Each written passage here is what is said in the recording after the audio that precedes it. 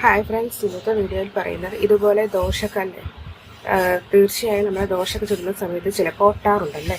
അപ്പോൾ എത്ര കഴുകി വൃത്തിയാക്കി ഉടക്കി എടുത്ത് സൂക്ഷിച്ച് വെച്ചാലും ചില സമയത്ത് നമ്മൾ ഇനി നൈസ് പത്തിരി അതുപോലെ തന്നെ ദോശയൊക്കെ ചുടുന്ന സമയത്ത് ഒട്ടാറുണ്ട്. അപ്പോൾ അതിനുള്ളൊരു ടിപ്പായിട്ടാണ് കാണിച്ചു തരുന്നത്. അപ്പോൾ അതിനായി ഞാനിത് ഒരു ഐസ് ക്യൂബ് എടുത്തിട്ടുണ്ട്. ഇത് ഐസ് ക്യൂബാണ്.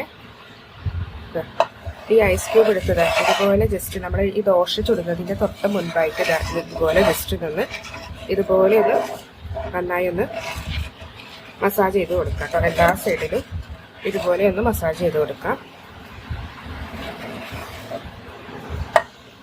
ഇത് കണ്ടാൽ നിങ്ങൾ വേറെ എന്തെങ്കിലും കരുതണ്ട. ഇത് ഞാൻ ഇതുപോലെ ഒരു പാത്രത്തിലിട്ടിട്ട് ജസ്റ്റ് സ്ക്രബ് ചെയ്യാൻ വേണ്ടിയുള്ള ഒരു എളുപ്പത്തിന് വേണ്ടിയിട്ട് ഐസാക്കി എടുത്തതാണ് കേട്ടോ. ഇതല്ല, ഇതുപോലെ നന്നായി ഒന്ന് സ്ക്രബ് ചെയ്ത് കൊടുക്കാം കേട്ടോ.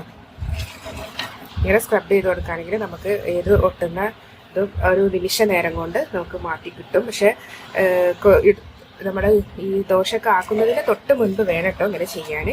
അല്ലാതെ ഇത് കുറേ മുന്നാക്കി വെച്ചതിന് ശേഷം പിന്നെ എടുത്ത് ദോശ ചുട്ടാലൊന്നും നന്നാവില്ല. ഇതുപോലെ ഒന്ന് ആക്കി കൊടുക്കുക. അതിനുശേഷം നമുക്ക് ദോശ ഒന്ന് ട്രൈ ചെയ്യാവുന്നതാണ് കേട്ടോ. അതുപോലെ തന്നെ മറ്റൊരു ടിപ്പാണ് ഇതുപോലെ ഒരു ഹാഫ് ലെമൺ എടുക്കുന്നത്. ഈ ഹാഫ് ലെമൺ എടുത്തതിന് ശേഷം നമുക്ക് പ്രത്യേകിച്ച് നമ്മൾ മീനൊക്കെ വറുത്ത ചട്ടിയാണെങ്കിലും അതുപോലെ തന്നെ മീനൊക്കെ വറുത്തിട്ടുള്ളതാണെങ്കിൽ പാത്രങ്ങളാണെങ്കിലും എത്ര കഴുകി വൃത്തിയാക്കി വെച്ചാലും നമുക്ക് എടുക്കുന്ന സമയത്ത് മീനിൻ്റെ ആ ഒരു കുത്തുന്ന സ്മെല്ലുണ്ടാവും അല്ലേ. അപ്പോൾ അത് പോകാൻ വേണ്ടി നമുക്കിതാ ഇതുപോലെ ലെമൺ എടുത്തതിന് ശേഷം ഇതുപോലെ നന്നായി ഒന്ന് ഉരച്ചു കൊടുക്കാം.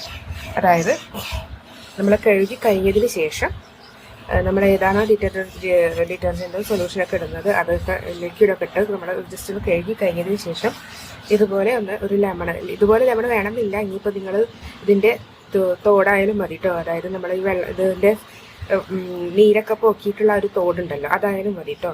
അത് വെച്ചിട്ട് ഇതുപോലെ ഒന്ന് നന്നായി ഒന്ന് ഉരച്ചു കൊടുക്കാം. ഉരച്ചു കൊടുത്ത് ഒരു 5 മിനിറ്റെങ്കിലും അതുപോലെ റെസ്റ്റ് ചെയ്യാൻ വെച്ചതിന് ശേഷം ഇത് സാധാരണ വെള്ളത്തിൽ കഴുകി കളഞ്ഞാൽ തീർച്ചയായും ആ ഒരു ഫിഷിൻ്റെ സ്മെല്ലൊക്കെ പോയിട്ടുണ്ടാകും കേട്ടോ. അപ്പോൾ ഇത് നമുക്ക് ഈ ഒരു പാത്രത്തിൽ മാത്രമല്ല, ഏതൊരു പാത്രത്തിലും കറി വെക്കുന്ന ഏത് പാത്രങ്ങളിലായാലും അതുപോലെ തന്നെ ഈ വറവിടുന്ന പാത്രങ്ങളിലായാലൊക്കെ നമുക്കത് ട്രൈ ചെയ്യാവുന്നതാണ് കേട്ടോ. ഇതുപോലെ ഇതിൻ്റെ ഉള്ളിലെ നീര് വേണമെന്നൊന്നും നിർബന്ധമില്ല. ഈ തോടി വെച്ചിട്ട് തന്നെ നമുക്ക് നന്നായി ഒന്ന് സ്ക്രബ് ചെയ്താൽ മതി. അതുപോലെ തന്നെ ഈ ദോശക്കല്ലൊക്കെ അതുപോലെ സ്ക്രബ് ചെയ്യുന്നത് നല്ലതാണ്. ഈ ഒട്ടലൊക്കെ ഒഴിവാക്കാൻ വേണ്ടിയിട്ട് നമുക്ക് അതിന് സഹായിക്കും കേട്ടോ. അപ്പോൾ നാരങ്ങയുടെ ആ ഒരു സ്മെല്ലും അതുപോലെ തന്നെ അതിൻ്റെ ആ ഒരു എസൻസും കൂടി വരുന്ന സമയത്ത് തീർച്ചയായും ഇത് വളരെ യൂസ്ഫുൾ ആയിരിക്കും. അപ്പോൾ അതൊന്ന് ട്രൈ ചെയ്ത് നോക്കാം. അപ്പോൾ നിങ്ങൾക്ക് ആ ഒരു ഇത് മനസ്സിലാവും. അതിന് ശേഷം ഒരു ഫീഡ്ബാക്ക് അറിയിക്കാൻ മറക്കരുത് കേട്ടോ. അപ്പോൾ ഇതുപോലെ വീണ്ടും ടിപ്പുകളുമായി നമുക്ക് കാണാം. അതുവരെ ബൈ.